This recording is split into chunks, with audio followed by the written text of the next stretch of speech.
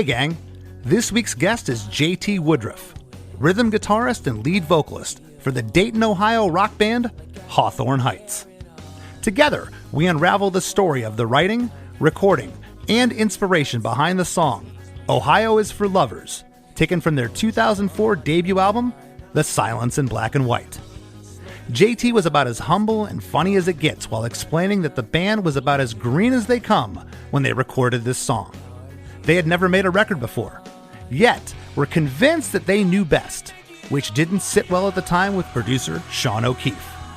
I mentioned to JT that it's this struggle, this tension, that sometimes yields the most amazing results. And case in point, Ohio is for Lovers is the song that the band is most known for. A song that, according to JT, didn't even have lyrics to until the night before he recorded the vocal. Talk about last minute. Oh, and the inspiration behind the lyrics is heartwarming, for the fact that JT is still together with the same person the track was written about all those years ago. So for all this and a couple mentions of Iron Maiden, don't touch that dial. Hey, have you heard? Krista makes a podcast. Hey, have you heard? Krista makes a podcast. Hey, have you heard? Krista makes a podcast. Hey, have you heard? Krista makes a podcast. JT, good morning. How are you, Chris? Great to see you. You as well. This is not rock star time right now. Hey, man, I live my life by the 9 to 5 credo. I like it. You know, I got to tell you, in researching this episode, it's just amazing to me that your debut album, The Silence in Black and White, is almost 20 years old. You guys still seem like a new band to me. Well, I appreciate the youthful enthusiasm. Because I wish my back and my knees could agree with you, but yeah, I appreciate that. And one of those reasons is like Less Than Jake was a band that we grew up listening to. One of the first bands that I saw at my very first Warped Tour. So like all of this influence spun out really quickly. So we still feel like younger brothers to you. You know what I mean? Like we're Yes. like on the generation directly below yours, which I think is awesome. It is. It's very cool. It's more for me as the years go by. I'm sure you can attest. Where'd the time go? Oh yeah, definitely. I mean, the time went on the road. You know what Yeah. I mean? You woke up one day, you were on one tour, then you wake up the next day and you're like, holy shit, we've been on 50 tours. Where am I today? Absolutely. Well, the band was formed in 2001 in good old Dayton, Ohio, of all places. And, I got to ask because, I've been to Dayton. I know it's, basically just like Tropical. Yeah, very tropical. Yeah. It's just very, good old suburban USA. And what was it like growing up there, and how do you feel that seeped into your songwriting? I actually grew up in West Virginia, and I moved to Dayton in 2000. So my story is not really rooted here, but I formed a band with a bunch of guys that were kind of playing in other bands. They just liked my vocals.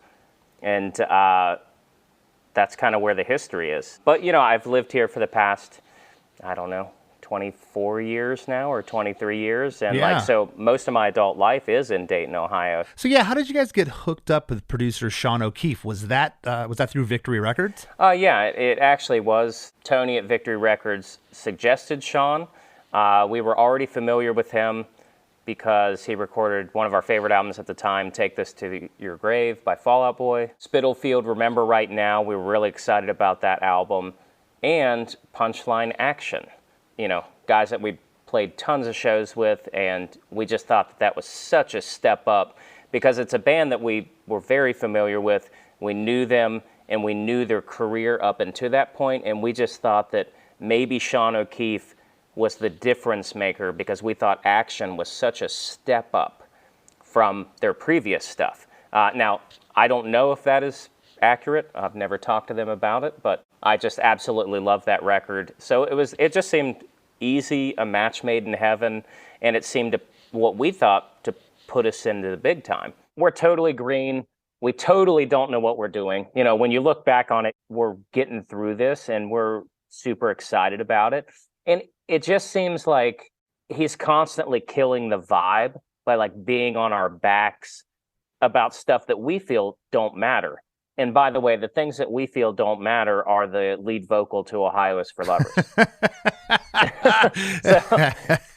So when you look back on this, it's hilarious. But like, and this is one of our first time ever being truly challenged by another person in the room regarding our art. Yeah. So like, there's fighting back and forth, nothing like wild or anything like that, but it's definitely like a poison pill in the room situation.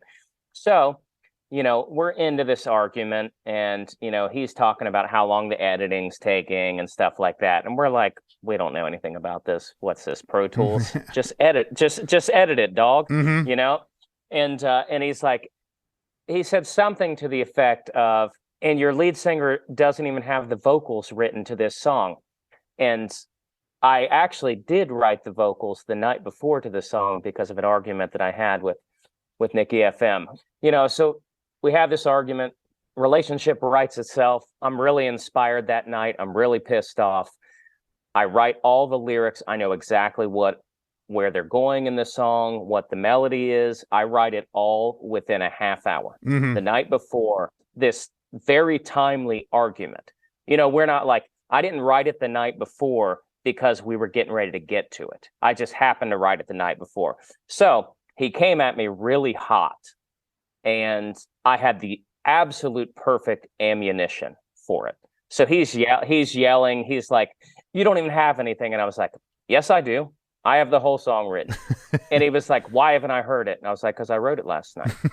And so he's like, no, you didn't. You know what I mean? Now it's like, it's like I'm being a smart ass. You know what I mean? I haven't showed it to you because I didn't want to show it to you, but that's not what was happening. I just happened to write it the night before.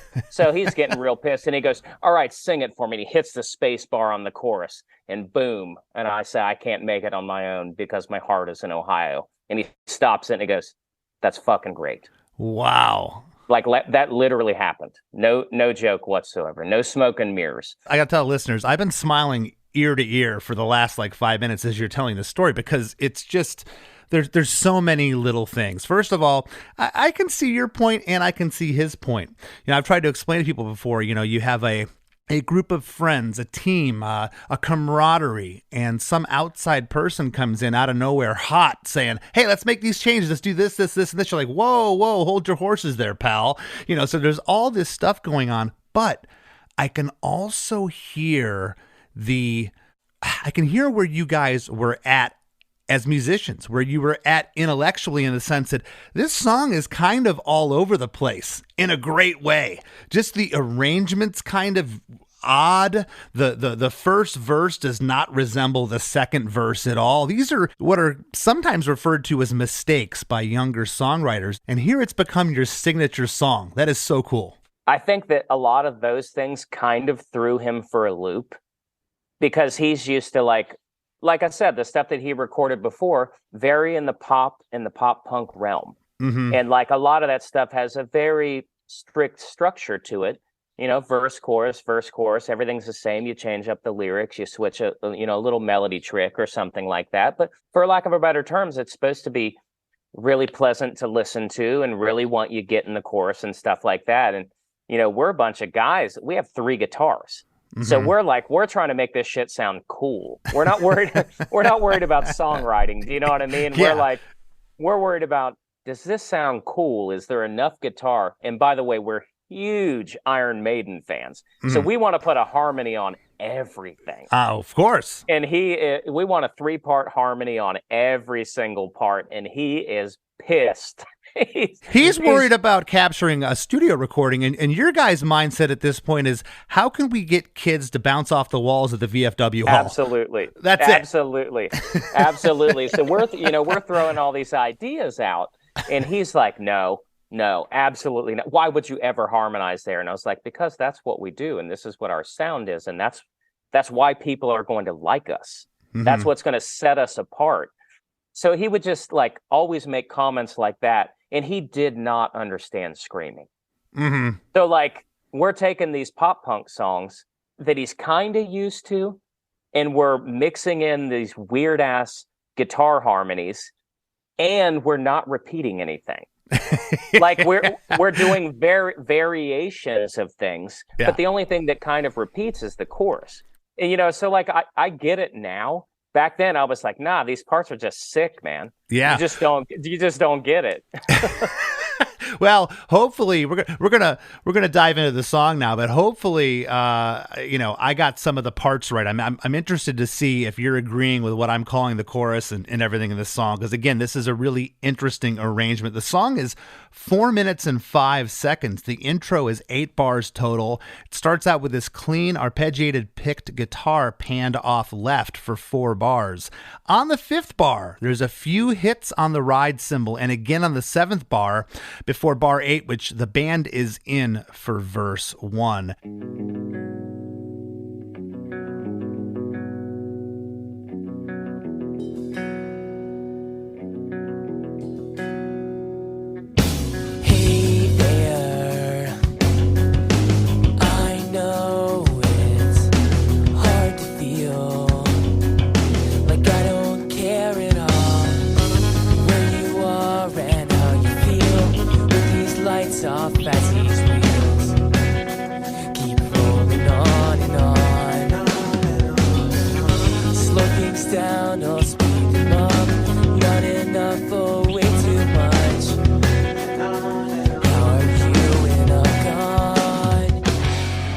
Hey there, I know it's hard to feel like I don't care at all where you are and how you feel, with these lights off as these wheels keep rolling on and on and on and on and on. Slow things down or speed them up, not enough or way too much, and on and on and on. How are you when I'm gone? So that conversation that I said that this song was stemming from with Nikki FM, this is almost verbatim what I talked to her about. The wheels rolling on and on, that is my part of the conversation where I'm saying, look, this is my first 2 weeks gone. And I'm in the studio that Nirvana recorded at, trying to record my dream album. And this is the beginning of this. So if this goes right, I'm going to be on tour on and on and on. And I'm going to be in a new city every single night. And I need you to understand that if that is happening, then that means that everything that you've seen me grind for has come true. Yeah.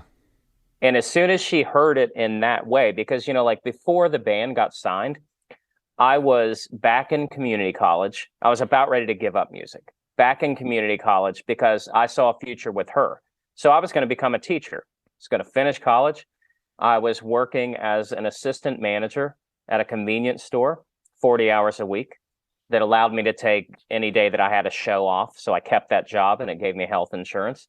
And then I was working 30 hours a week, delivering pizzas to try and just stockpile my money just to try and start my life. Right. So I was working 60 to 70 hours a week and going to college. And the guys, we were writing songs on the weekend, and then they would rehearse a little bit while I was working at the gas station, and they would bring me the songs on the CD, and I would write the lyrics like while I was working. So that was my process leading up to this. And she totally got it. She was like, I've seen you trying to make positive changes in your life, trying to move your life forward for us, and now you got it. So I cannot be a roadblock to this. And, that's basically what that first verse is about. It's about, like, if this is going to go well, I'm going to be gone. And I need you to understand that. And we need to, like, be able to work this way, to work from being gone. And, this is like the beginning of cell phones. You know what I mean? Like, it wasn't like now you're like, you could get a hold of whoever your I'm going to FaceTime you from Russia. Exactly. Yeah. So, like, you remember that whole era before you had any of that stuff, calling on payphones and stuff like that. So, horrible. like, you felt a lot more isolated than you would feel now. Mm-hmm, even though, sure. You do want the people that you love to be in the room with you. Now you can simulate that a lot more than you could back then. So, yeah, that's basically what that whole first verse is, it's about me trying to explain to her, oh, and by the way, let me ask about you for a second. How are you when I'm gone? That's what that line means. That line means, this is what's happening. This is why I'm gone. Oh, wait. Now let me think about you for a second. Because a lot of songs are all from one perspective. It's either you broke my heart or I broke your heart. This is about coming together and building compromise in a relationship. I know that seems really weird and unsexy and uncool. I think it's awesome because you were communicating through song, and it just goes to me to show the foresight for both of you as being young people, the maturity that you had to, you're still together. The proof's in the pudding there. And, you know, another takeaway from this whole thing here, I got to say, you know, sometimes the struggle produces results. You know, think if producer Sean O'Keefe wasn't the way he was, that he didn't make you angry, you said, I'll show you, I'm going to go write these lyrics, we might not be talking right now. I totally agree. What if I wasn't challenged by him this entire time? Yeah. What if I wasn't challenged by my girlfriend the entire time? Right. What if it wasn't freezing cold? What if the pressure of this situation that the band was in didn't drive us to fight for who we were? Yeah. You know, like, what could this album have been if we didn't fight to get those harmonies in there and to fight to scream where we wanted to scream, not where he wanted us to scream? Yes. Like, it would have been an entirely different album. Yeah, for sure. Well, bunch of stuff here in verse 1. The drums, the bass, and that guitar panned off left from the top is still there. The guitar on the right is playing a palm-muted eighth note riff. On the line, and again, these are just things I noticed in this song. It's strange. I'm calling it the fourth line, where you are and how you feel. On that line, a guitar panned off right comes in louder than the palm muted guitar, with a new part with slightly overdriven like tremolo right there. I don't care at all where you are and how you feel with these lights off. On the line, keep rolling on and on. And on and on and on as a backing vocal. It's almost centered, but it's slightly panned right, which I gotta ask, the next one that happens, the next on and on, it's panned completely left. There's no center at all. How did that come about? And did Sean O'Keefe mix the record too? Yes, Sean O'Keefe mixed the record. Okay, so he would have done that. He would have done that. That would have been a studio trick for him. As Okay. far as the guitars, like I said, we were a 3-guitar band. So we would fit that in there as much as we could. And he cut out a lot of my parts because I'm the lead singer. So the stuff that I'm playing is, a lot of it is unnecessary and cool sounding. So we have like just basically converted that to like palm muting and stuff like that. So like when you hear that tremolo guitar part come in, that was our guitar player, Micah. He is the only one in the band that had no background in punk, emo, screamo, ska, hardcore, metal, anything like that. He was just a dude that played guitar that grew up listening to all the bands that we listened to, like the mass bands. Like Green Day would have been the biggest punk band he's ever heard of. You know what I mean, he didn't know about NoFX. He didn't know about any of the cool shit. He only knew surface level stuff like Nirvana, Pumpkin, stuff like that. So, but huge classic rock guy. So he brought in those kind of like weirdo influences like a tremolo, where we would be like, hell no, we're not doing that. That's weird. That sounds like Pink Floyd. You know what I mean? Yeah. So he was really cool in that regard. He had to like go through some roads to get to it, because you'd be like, that's too far, that's too whack, but this is really cool. So, you know, like it took a little bit of time, because it wasn't like a guy that grew up listening to Descendants and you were like, shit, that rips. That's exactly what I wanted to sound like. It was like, it took a little time to nuance it in there, but came up with some really unique sounding parts in really unique places. Oh, yeah. And then, you know, you have our other guitar player, Casey, who's playing like the kind of arpeggiated riff and stuff like that. And me, I'm just chugging along with my little palm muted. I would play palm muted eighth notes on single string a whole lot instead of doing just regular power chords.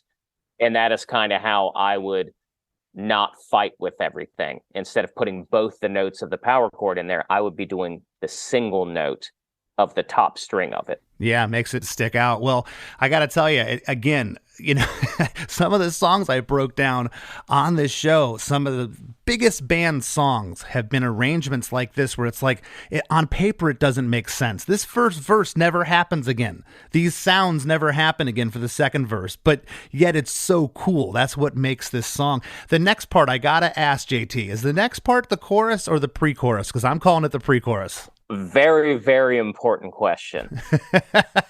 For us, the whole song is the chorus. That's how unhinged we were as songwriters. So we never said at any moment, like I said, we wrote the vocals last. I wrote the vocals to this song last. I was never like, where is the chorus? I just wrote to what was there. Yeah, that makes so much sense now because this part does sound like a chorus, but I'm going to call it a pre-chorus and I'll tell you why.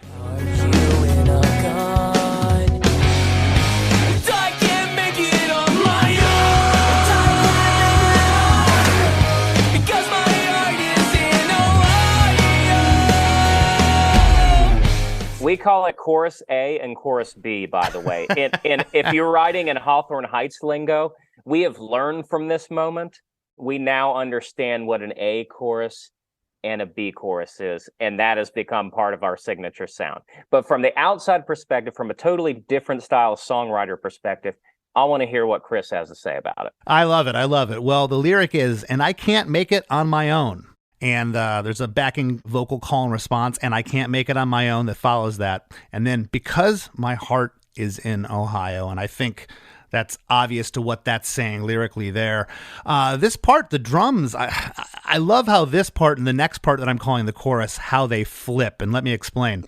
So the drums go to just kick and snare on the first and third times of this pre-chorus. Plays a straight beat on the second and fourth time. Big distorted stereo guitars are in, alternating between big power chords and octaves. On the line, my own, on the first line, that first scream you get in the song, it's kind of in stereo, left and right. I'll tell you though, in the left speaker, that first scream, it sounds like Casey is his throat's coming out of his body. It's just like this.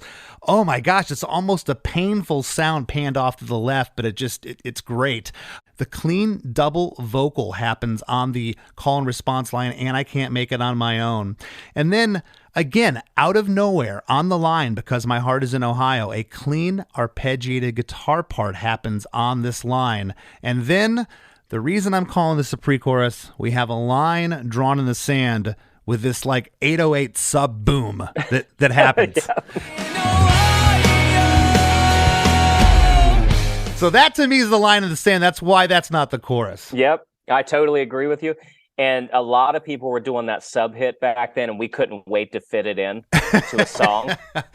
So we did it. And you'll notice there's a very subtle hand clap in this chorus that we really wanted to fit in. I can't make it on my own. Smack, smack. For no reason whatsoever. And this is where very green songwriting comes in, where we're just putting stuff in there where we're like, dude, that would be sick if we did this. We never once said, hey, should we do this going into the chorus? We never once used that word chorus while writing this song. That is awesome. Well, that sub boom takes us into chorus one. And now, backing off your idea here, you had talked about a chorus A, a chorus B. I'm calling it chorus. The first part, the chorus, and the second part here, the post-chorus. So we're kind of speaking the same language, just different words. Yeah. Got my wrist and black my eyes. So I can't fall asleep tonight, but die because you killed me. So cut my wrists and black my eyes. And the scream vocal comes in, cut my wrists and black my eyes. So I can fall asleep tonight or die Because You Kill Me. And on the Because You Kill Me, you get the lead vocal and the screamed vocal there. The drums flip from the pre-chorus, what they're doing. So it's a straight beat now on the first and third times, and there's like a breakdown tom part on the second and fourth times. Halfway through here, there's another really great arpeggiated guitar part that joins us just for a second there. And then on the last line, the drums go halftime as a setup for post-chorus 1, which we'll get to in a moment. But what's happening here lyrically? So, like I was telling you before, we're very introspective. We're having a conversation. I'm asking her, how are you when I'm gone? Then I get right into it. I'm mad. I'm using very stark metaphors. Yes. This line will follow us for the rest of our lives. So cut my wrist and black my eyes. Very controversial to one end of the spectrum. Very artistic and poetic to the other end of the spectrum. People who understand similes, metaphors, using songwriting devices to create hyperbole. And, that's what it's about. And I'm thinking the night before when we're like heavy into this argument, because this is like 2 a.m. Mm-hmm. I forgot to bring up that part. This is like after the session. I'd also like to throw in that I don't drink or smoke or use recreational drugs. So I am lucid at all times. I got nothing I can't just take pills to fall asleep, or, there's no melatonin back then. It's all natural. I'm stuck in my thoughts, and I just want to go to sleep because we got to start again at 9 a.m. You know what I mean? And I'm just trying to get through it. So cut my wrist and black my eyes means, what do I got to do to stop this conversation and just go to sleep? Yeah. And that's where to fall asleep tonight or die because you kill me. And that line, because you kill me, it kind of sounds stronger than it is, but it's more like, man, you're killing me. Yeah. But when you add the screaming and everything in there, it makes it seem really emo and really dark. Mm-hmm. You were dealing with raw emotion as a young person, full of at this point, there's some rage there, and you're sober. Yeah. So, yeah, like you said, there's nothing to make you go to sleep. You're laying there at night. This stuff's still screaming in your head. Yeah, and nothing to calm you down, nothing to take the edge off, so to speak. But also, back then, we didn't really use words like anxiety. Like nobody diagnosed anybody with that. Do you know what I mean? It was just like now you'd be like, oh, you have anxiety. You're stressed out. Mm-hmm. You're like, you have all this pressure and everything, and it's getting to you. Like now you can look back at that and you can say, yeah, man, we made good over some wild circumstances and some crazy situations, because you're an adult and you can look back on it, and you probably wouldn't be as stressed out if you could just compartmentalize. But at this point, I'm like, man, just knock me the fuck out. You know what I mean? Yeah. Punch me, get me out of here. I just need to take a break here. Yeah. So that's where I'm coming from. It's not as, morose and macabre as it sounds, but that's what I like about it. It's the juxtaposition of those wild phrases with a melody that soars over kind of a pop punk chorus. Yeah, and I just love things like because you kill me. It doesn't mean it literally, it just means like you're killing me, And I love things like that in lyrics. Well, one last thing about the chorus I do want to mention. We get the first harmonies in the song on the first line, so cut my wrists and black my eyes. And we also get a harmony, so I can fall asleep tonight, not on or die right after it. That was left alone, and I love the positioning of that. Post-chorus. You kill me, you know you do, you kill me well, you like it too, and I can tell, you never stop until my final breath is gone. You know you do, you kill me well, you like it too, and I can tell, you'll never stop until My final breath is gone. And we get harmonies on the first 3 lines, except for that last line, which again, I don't think a harmony should have been there. My final breath is gone. That's a personal lyric that you were singing there. The drums stay halftime during this section here with the bass and stereo guitars playing these staccato, chugging rhythms before we get into verse 2. But lyrically, what are you trying to say here? This is kind of like part of that argument where like you're just trying to say, don't manipulate the situation. Let's just end the argument. You know what I mean? Like, you know, when you're fighting with somebody and you're just saying whatever to try and win the argument. Mm-hmm. You know, like it's dragging on because one side will not just give it up. And that's what that line means. You'll never stop until my final breath is gone. You know, like, what do I got to say here? I get it. I understand. I cannot come home right now. I get it. I'm here. What can we do now to get through this is basically what I'm saying right there.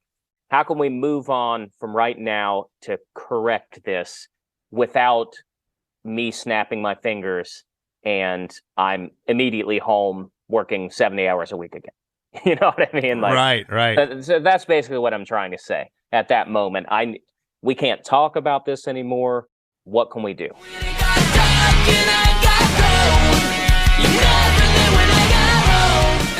Hey everybody, don't go anywhere. We got lots more with JT after a few words from our sponsors. Ever wonder what a punch from Elton John feels like? Or how you'd cope with having turned down the chance to be in Nirvana?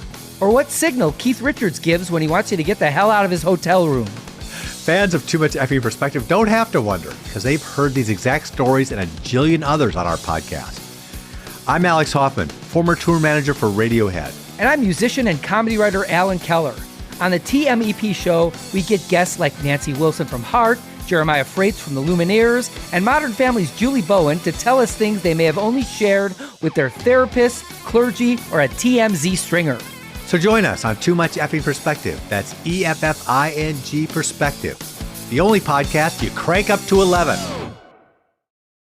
Do you like to laugh, geek out on music, and learn all about that band or artist who had that one song back in the day, but then seemed to fall off the face of the earth? If so, you need to subscribe to One Hit Thunder. Together with an array of interesting and hilarious guests, we do a weekly dive into one-hit wonders like Eiffel 65's Blue, Krayshawn's Gucci Gucci, EMF's Unbelievable, Delamitri's Roll to Me, Los Del Rio's Macarena, Musical Youth's Pass to Dutchie, and even Patrick Swayze's She's Like the Wind. So are you subscribed to One Hit Thunder or what? As Desiree would say, you gotta be. And as K7 would encourage, you gotta come baby come and join in on the fun of the One Hit Thunder podcast. Come, baby, come, baby, baby, come, come. Come, baby, come, baby, baby, come.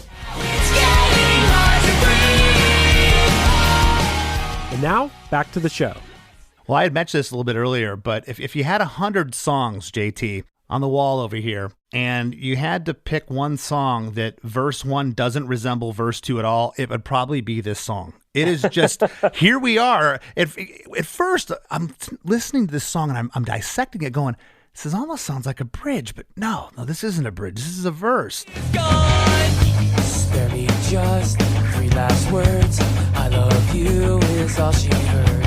I'll wait for you, but I can't wait forever.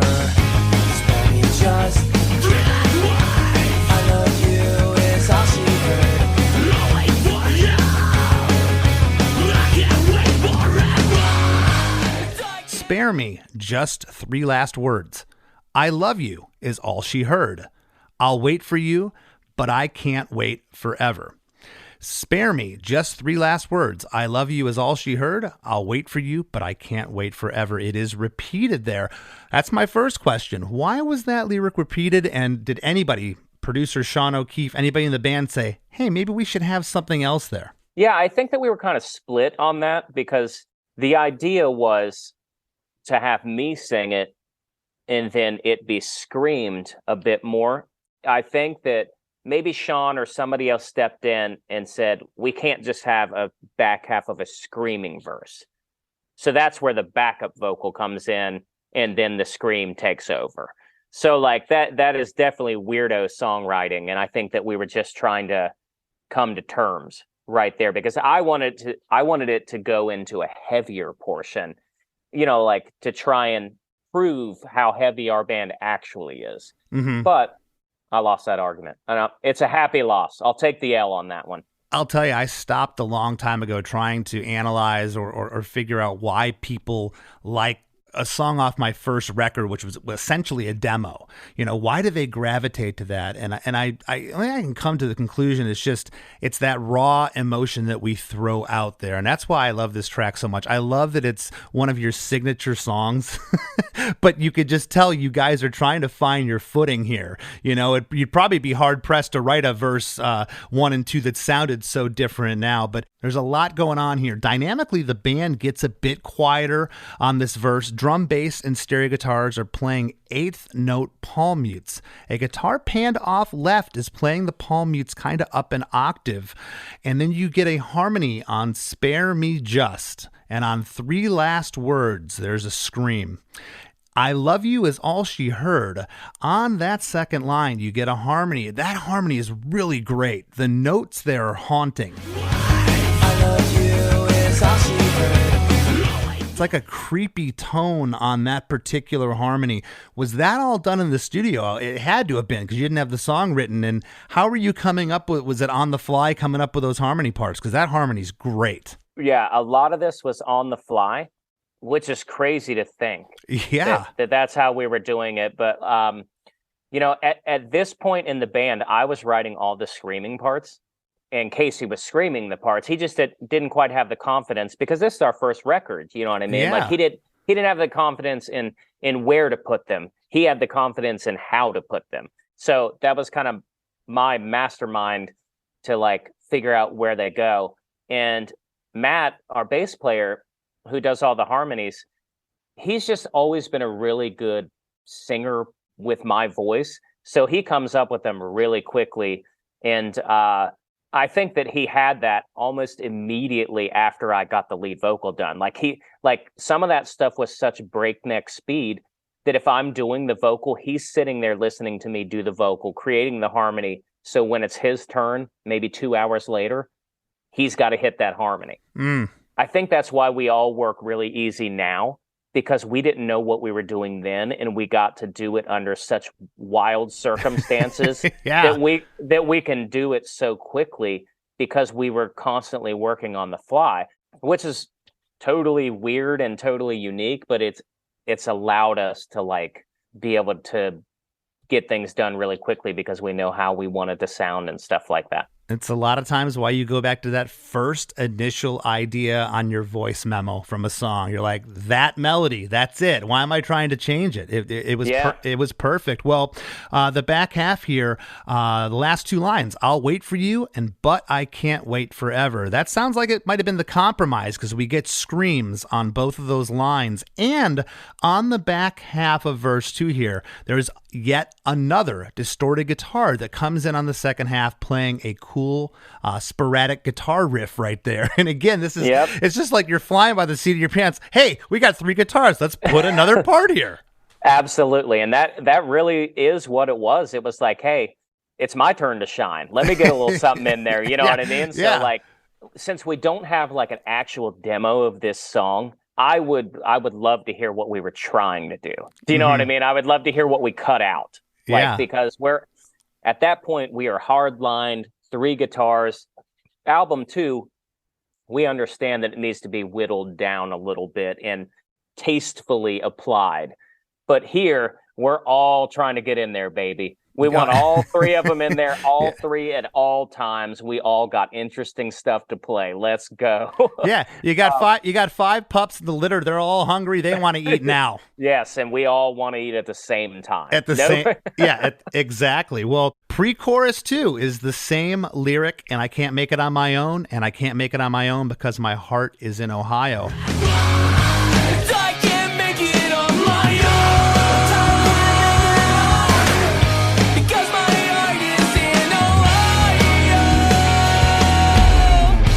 Same stuff's going on here. That clean double vocal comes in the second time, the backing vocal. We get that sub boom, that 808 or whatever that is, to take us into chorus 2. Sick of my wrists and black my eyes.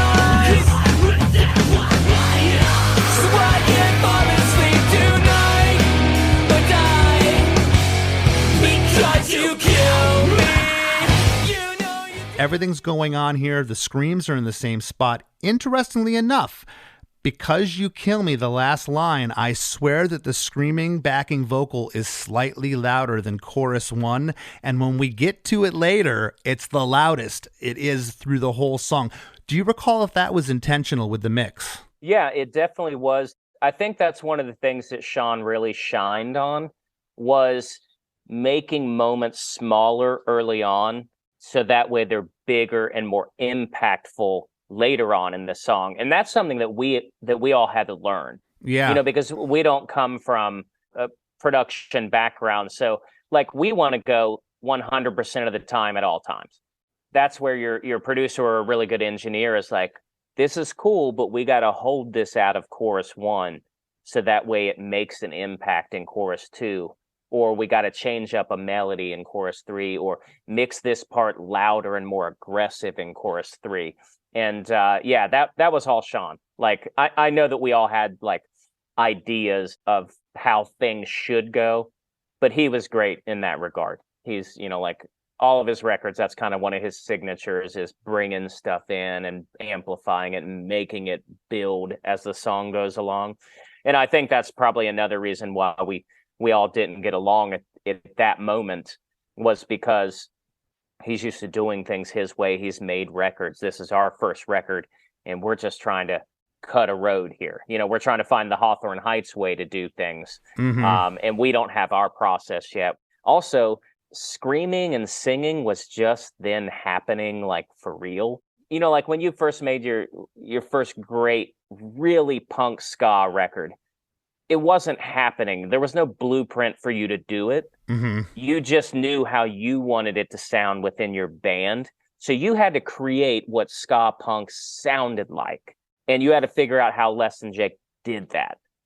That's what we're doing for emo and screamo at that exact moment in our lives. You know, there wasn't a whole lot of stuff that was out yet. Yeah. You had the Used, you had a Taking Back Sunday record, AFI, and Thursday.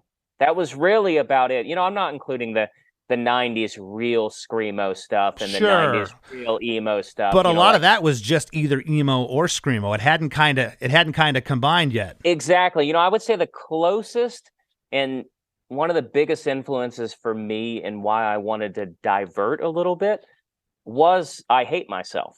I don't know how much you guys listen to those, you know, from the same area as you. Yeah. Only around a fraction in time, but like they were doing something entirely different. Yeah, that's the Marburger brothers. Yes, singing and screaming.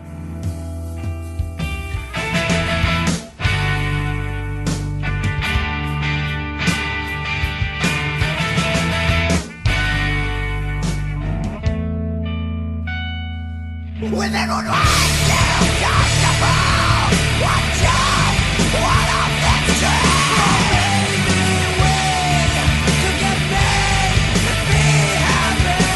This new world could be the last we ever spend.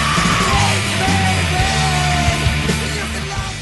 I feel like if they had 5 more years, they probably would have got to what they were really trying to achieve, which is way closer than what we were doing. Do you know what I mean? So like just that glimmer. There really is a folklore surrounding that band as the years go. I just see them coming up more and more, and people, you know, talking about I Hate Myself. That's really cool you brought that up. Well, post-chorus too is interesting. It's a double post-chorus. The first half, there's no harmonies here like there was the other time. And on the second half, we get the harmonies on the first 3 lines. My final breath is gone. That's just you. But we get the screams here. You know you do, you kill me well. You'd like it too, and I can tell. You never stop until my final breath is gone. You know you do, you kill me well. You like it too, and I can tell. You never stop until my final breath is gone. We get the screams, you kill me well, that are sporadically throughout that part. And then we get into one of the most interesting parts of the song, because again, we completely change. The whole mood, the whole atmosphere. It's a 16-bar musical bridge interlude. The back 8 bars have vocals. The clean guitar is panned off left. The bass and drums are doing a really broke down section for 8 bars.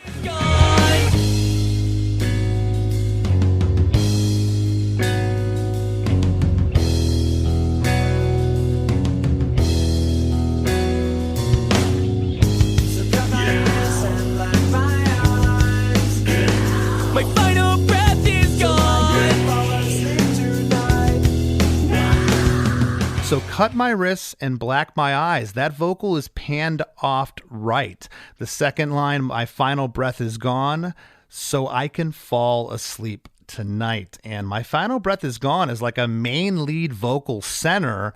And then that last line, so I can fall asleep tonight, the vocal is panned off to the left. When the vocals come in, the drums go to a straight beat, and we are joined by a shaker that comes in here. It's the only time that I hear the shaker in the song for those second half 8 bars. You get the screams in here as well. You kill me well that happen in there. And what's going on lyrically here? We said some of the same things except that last line, so I can fall asleep tonight. This bridge, it was kind of like deconstructed in the studio now that we knew what we had. You know, now that you're hearing the vocals, you're hearing the narrative of the song, you're understanding what you need to say. And musically, it's really rooted in that intro riff, except it's instead of picked out, it's more like kind of strummed, but kind of not strummed. And we're really trying to break everything down dynamically to get away from it. Because before, like that chorus, let's call it the B part of the chorus, the back half of the chorus, the rhythmic portion, that's a breakdown. We were writing that as a breakdown, as a hardcore part. That's our hardcore influences coming out. We didn't realize it was going to become a chorus into it. You know what I mean? So like now, since we already we got strumming, we've got palm muting, and we got a breakdown. What are we going to do next? We got to get out of there for a second. And, you know, we learned that sort of technique from listening to Blink-182 a lot. One of my favorite bands is Blink-182, and they're not afraid to just roll the same chords with no vocals. And that, you know, and that becomes the bridge. Their bridge becomes just a really soft version of what they're already doing with no vocals. Maybe Travis comes in with a snare roll or something like that.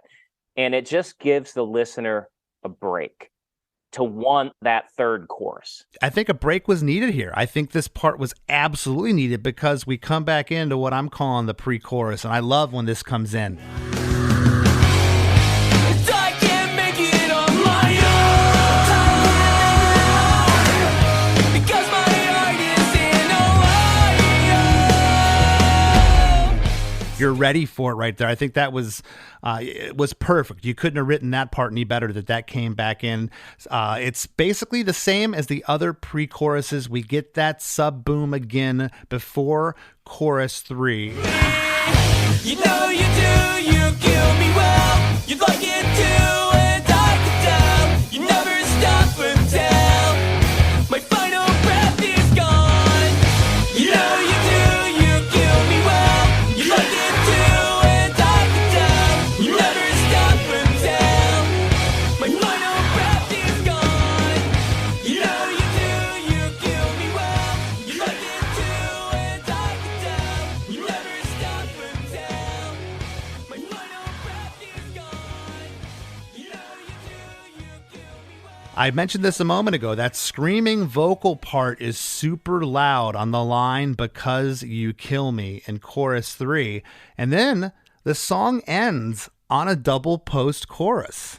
It's really interesting that you're calling this maybe the B chorus or whatever, but it ends on this. Again, it's a double here, but unlike post-chorus 2, we get harmonies on this first part, and we get harmonies on the second part.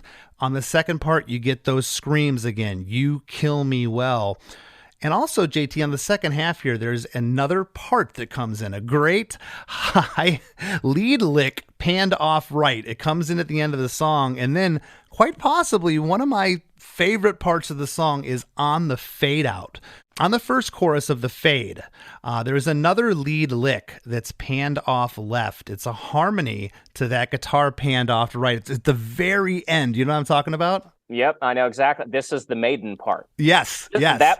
That part was in the rest of the song before the producer got a hold of it. Meaning, like, that was part of the chorus. We eliminated my part and then put our other guitar player would play my part, which is just the regular part. And then we shifted it to the back so we could have something else come in, a unique part for the third chorus. Because that's where we weren't quite there as songwriters yet, understanding dynamics and how you need things here, you need things there, and it needs to grow and build. So that was a good seasoning by Sean. You know, he understood all these parts are cool, man, but you guys are rocking 100% of the time with 3 guitars. So it really was on him to kind of be like, you don't need that. It's cool, but you don't need it. Let's shift it here and stuff like that. And that's where that came in. And there would have been a third part harmony on that, but he cut it out because he was very strict on 3-part harmonies. And we're like, dude, you're killing us. That's why one of the reasons we thought that is one of the reasons that we got signed, because we're interesting. You're killing us. But then, you know, like, you sit there and think about it. And I'm like, if we were to play this live, because there's no backing tracks back then or anything like that, you know what I mean? You're just playing the song. How am I singing that and playing that? And who is playing dun-dun, dun-dun, dun-dun, dun-dun, you know? So it's like, sometimes you got to be saved from yourself every once in a while. So we just got a 2-part harmony, but I'm happy that it's in there because it did just give you that little bit of ear candy to make you think, this is interesting. Mm-hmm. If you don't write songs or anything like that, you're just listening on melody and feel, and like, it does keep you going. And then you got a live fade out in it, which is bizarre. Well, I wanted to ask, whose idea was a fade? We always wanted to do a fade, and this was our opportunity.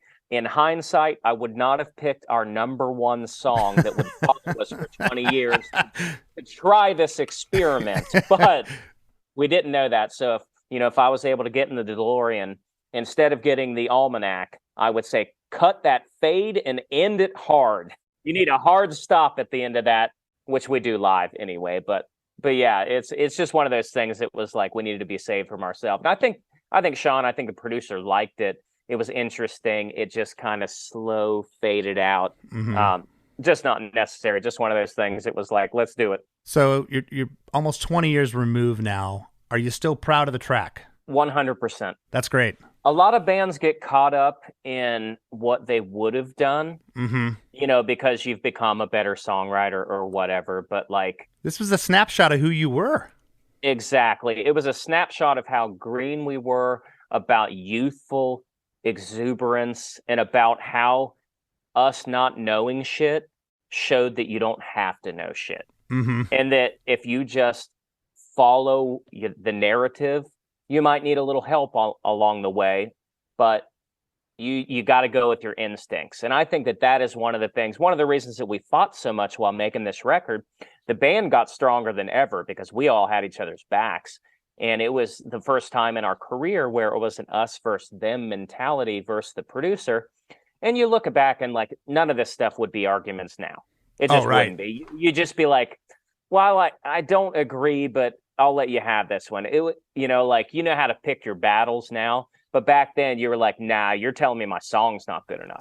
You're telling me that you're telling me that the lyrics that I haven't showed you yet aren't good enough. Yeah. You know what I mean? Like, so you just don't have the hindsight. And like, I wouldn't change a single thing about it. We play it at every single show. Of course. Wholeheartedly, with so much pride, because I don't understand bands that don't love their biggest song. And that's so foreign to me too. I'll never get that. Yes, it is so wild to think that you don't love what your fans love. Yes. You know what I mean? Like, if you were to tell me that any other song was the absolute biggest song, I'd play that one too. You know, it's just Ohio just happens to have this really odd story to it, to where like we didn't play it on our first tour.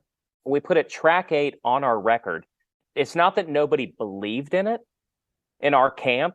We just thought that it was another song. We just thought that, you know, we already had Silver Bullet. We don't need anything else. I hear that so many times, and I'm so glad you brought up. I had it in my notes, and I forgot, JT. Thank you. You brought up, out of 11 tracks on the album, this was track 8. You usually don't bury the hit number 8 on a record. It just goes to show. It just goes to show you didn't know. It was just another song. Yeah, and you know, I think that one of the smartest things that we've ever done as a band, and we did this really early, and I think that this is because we were all about 22 years old, 23, so we had a little bit of foresight, not being an 18-year-old. You know, like we had a little bit of real life stuff under our belts. We were always fans first, and the second that people started reacting to that song, we went with it. Yeah. We rented a rehearsal space on our very first tour when people started talking about it on the internet, because it was on a sampler CD and a Taking Back Sunday CD, and people were like, what is this song? I want to hear this song. Who is Hawthorne Heights? We were like, hey, next off day, we got to get in the studio. We got to figure out how to play this song live, and we're playing it from this day forth. So on the day that our album came out, June 28th, 2004, we played the song for the first time at Ace's Basement in North Carolina. It was 1 week since our album came out, because I remember we got our first sales number that day, and I was like, it was really poetic.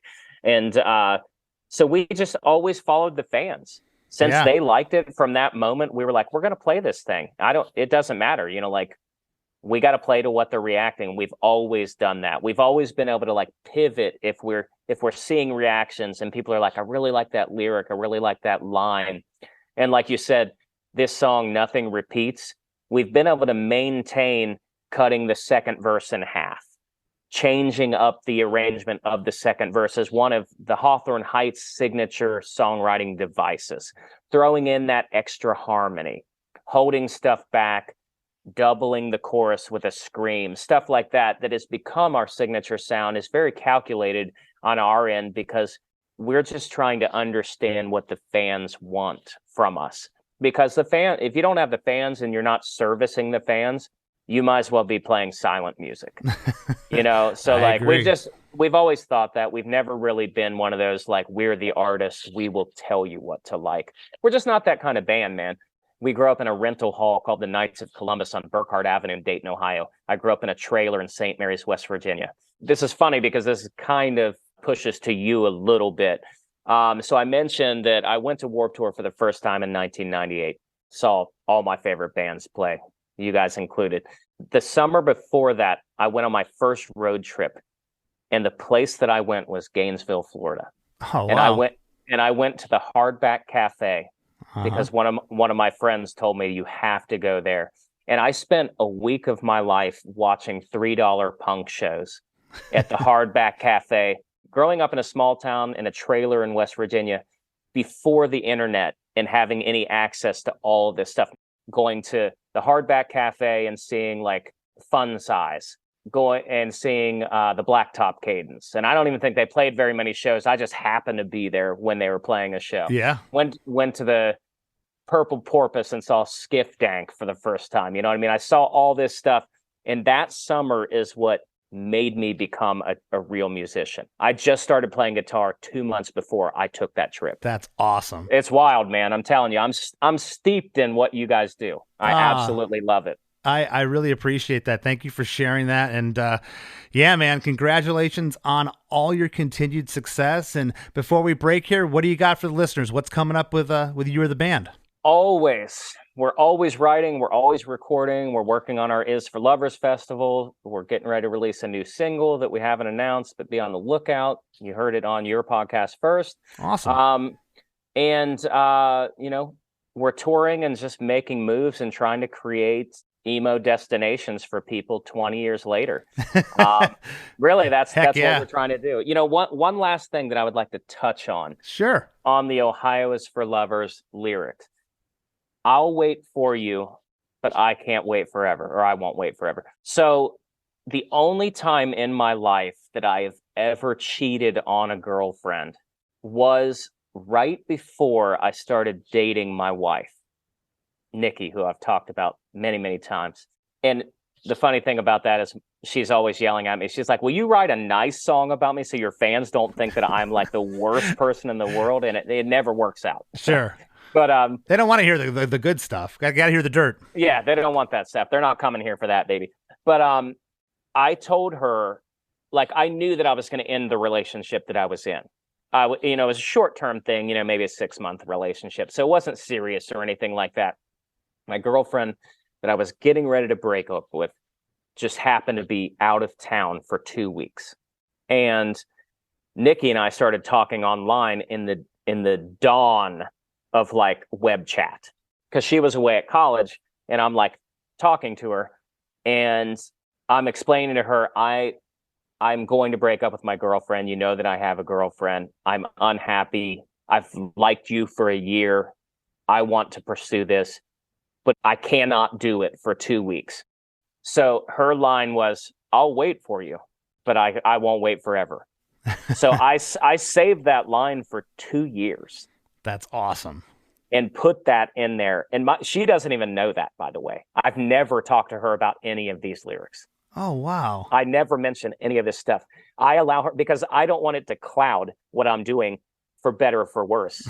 I want it to remain anonymous. I'm sure she has heard all of this stuff and like listened to the songs and been like, I bet that's about this, or I bet that's about that. But I've never once told her, you realize that Ohio is for Lovers is about that conversation we had. Because to her, that was not a groundbreaking conversation. Oh, to yeah. me, it was. Yeah. It was, okay, you understand what I'm doing now. For her, she was probably just like, I just want him home. I'm being too hard. But she was definitely not going, I have just solidified our relationship for the next 20 years. But she did. And that's what that is about. And that to me is why I will play it every day for the rest of my life if I can, because it still means a lot to me. That is beautiful. Thank you so much for sharing that. That's great. Of course, man.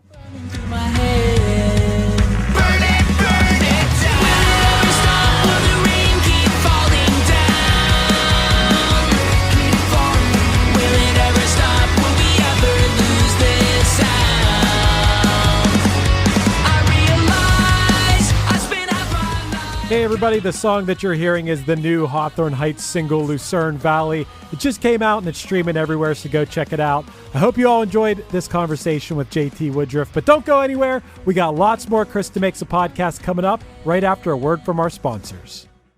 Hey, this is Scott from Fly on the Call.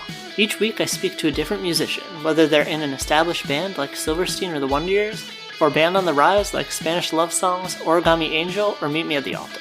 We discuss music and lyrics, the successes and challenges of being in a band, and more, as we get to the core of each artist. The show features musicians of diverse genres and backgrounds, so there's always a chance I'll be talking to your new favorite band. Listen and subscribe at soundtalentmedia.com.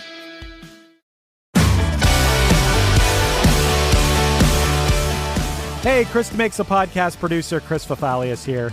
You may have heard me talk about my band Punchline before. Maybe you already know us, or maybe you're hearing about us for the first time right now. It doesn't matter. No matter what your relationship with Punchline is, I will absolutely guarantee that you'll love our new podcast, A Band Called Punchline. Starting with our humble beginnings in a small town in southwestern Pennsylvania in 1997, we're telling the hilarious, strange, and hopefully inspiring story of the 25 plus years of our band in the most honest way possible, podcast style. A Band Called Punchline is an audio documentary available now wherever you get your pods. So subscribe and let me and my friends share a wild, entertaining, unique, and wonderful tale of music and perseverance unlike any other that's still being written today.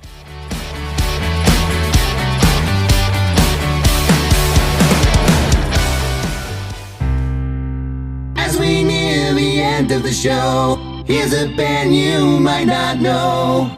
Welcome to this week's Band You Might Not Know. If you'd like your band to be considered for Chris DeMakes a Podcast, all you have to do is email your best song via MP3 only and a short bio to bandyoumightnotknow@gmail.com. This week's featured artist is The Wandering Off, a band featuring Emily and Kyle Corner. Emily is on the vocals and Kyle is on the guitar. This song is awesome. You can find them online at thewanderingoff.com. Here's a snippet of their song, Hey There. Just come down. Hey there, somewhere in there, there's a bitch that doesn't really care. Hey there, somewhere in there, there's a bitch that doesn't really care what you're gonna say. Can't read my head away. Can't please my mind. The Rap with Chris and Chris. So I know we've had a few of these stories, and Chris, you've talked about this with early Less Than Jake songs, but I think this might be the ultimate story of young songwriting instincts just resonating with people. You know, just going with your gut and trusting yourself as a young songwriter, and the emotion really comes through, even if the songwriting part isn't fully developed yet, you know?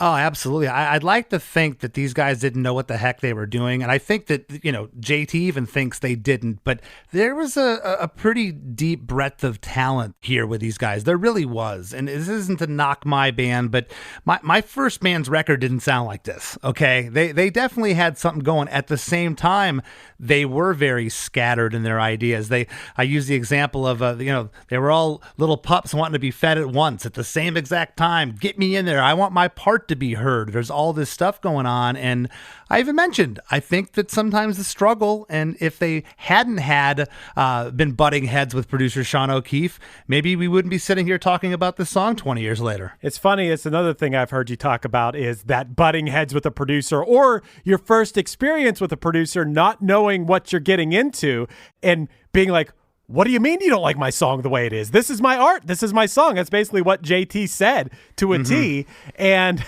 it's just funny because then you work with a bunch of producers over the years and you're 20, 25 years into your career and you look back on it and you're like, oh, why did we think we knew everything? Why were we going to this producer in the first place? And I think that JT really illustrated that pretty well in this conversation. Yeah.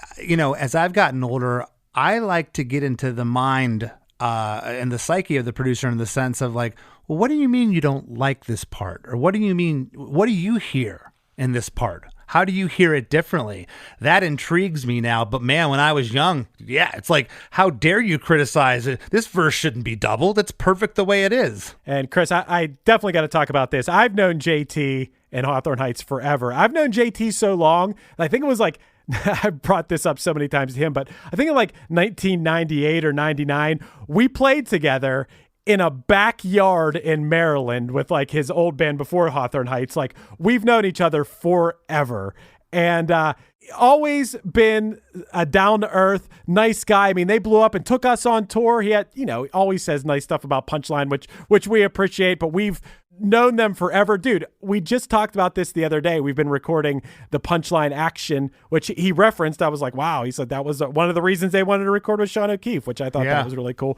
But during like the tour for that, I got into an accident in our van. So we didn't have our van, and half of us rode with Hawthorne Heights and half of us rode with, I think that was the Bayside on that tour. Like they're such good friends that they like let some of us ride with them on tour, like I can't say enough nice things about JT and Hawthorne Heights as people. And I think that really came through in this episode with everything from just being honest about where they were at the time to talking about how they still appreciate the way the fans respond to this song now, like how much they still love it. I just think super humble guy, and I just loved hearing him talk about this. Yeah, for sure. I love how he embraces the song. That's why I said, do you still like the song? He's like, I love it, and it's what the fans they have spoken.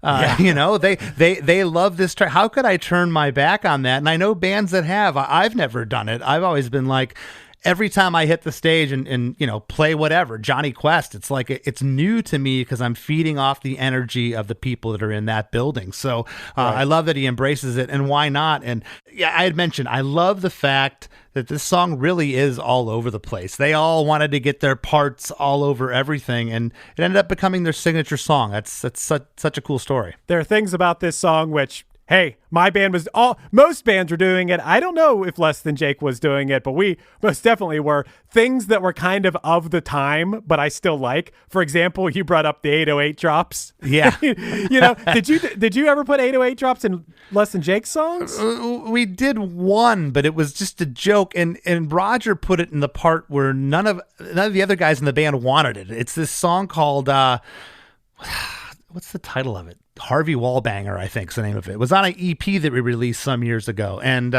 anyways, yeah, but it was more of a joke where we were putting it. It wasn't, but bands were using it on the regular back then. Dude, Action, the album that JT referenced here, we got 808 drops on there. I mean, we loved them. I don't know, I'm a fan of bass, Yeah. So I'm not going to complain about that. I think JT's really funny too. I think it's just sometimes like a dry sense of humor. I've always thought he was really funny. I thought things that weren't necessarily even meant to be funny, but he said that they never said the word chorus while writing the song. Like it wasn't like, oh, this is this part, this is that part. No, the band came to him with the music, and he wrote the top line melody and lyrics over the music with no thought of like, this is the chorus, this is the whatever. But Chris, I think that because my heart is in Ohio, I think that is the song. It's kind of like how when we talked about Yellow Card, Ocean Avenue, how that song starts with, there's a place off Ocean Avenue. Yeah, that's the hook. That's the hook. That's not the chorus, yeah. But that's definitely the hook. And even if that is the pre-chorus in this song, the My Heart is in Ohio part is the pre-chorus, I guess you could argue about that a lot of the parts in this song are the chorus in a way, if you're saying it's the hook or the most catchy part. But he said the whole song's a chorus, which I kind of agree with, Yeah, no, it's because they didn't know. They were just trying to write the catchiest parts, move on to the next part, and make it just as catchy or more catchy than the last part you heard. So that's there's something about being green that is so genuine and so cool. Yeah, and they faded the song out. Yep.